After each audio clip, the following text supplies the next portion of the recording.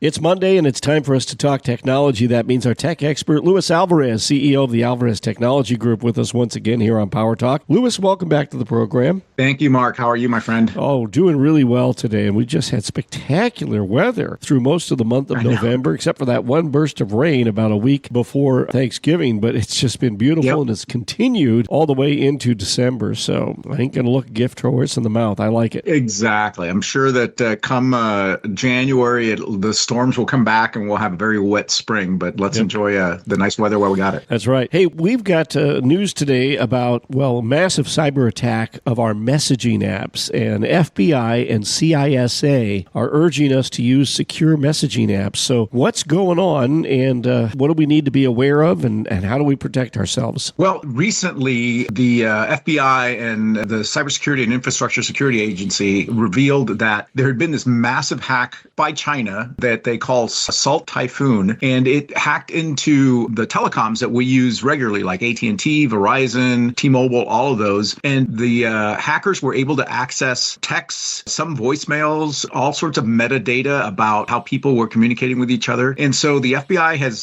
told people that make sure that when you are online and you're texting or you're communicating with others, that you use encryption to make sure that the information that you send between yourself and the person that you're receiving is protected and can't be accessed, because this telecom hack has, quite frankly, the FBI and Congress pretty spooked. Well, how do you protect yourself? Well, if you are communicating with the new texting format called RCS, it's by nature encrypted. The problem is that RCS between iPhones and Androids are not. They're still working on trying to overcome that particular encryption. So if you're texting to a friend who, if you have an iPhone and they have an iPhone, chances are the information you're sending is encrypted. But if you're sending it to friends that have Android phones, then chances are that isn't encrypted. So they recommend using apps like WhatsApp or other apps that have encryption by nature on their system rather than just relying on traditional texting. That's a word of the wise from Luis Alvarez, CEO of the Alvarez Technology Group, joining us today on Power Talk Radio. Online, it's alvareztg.com. At AlvarezTG is the X handle, and Luis, the toll-free number for the I-Team. Give us a call at 866-78-I-Team. That's 866-784-8326.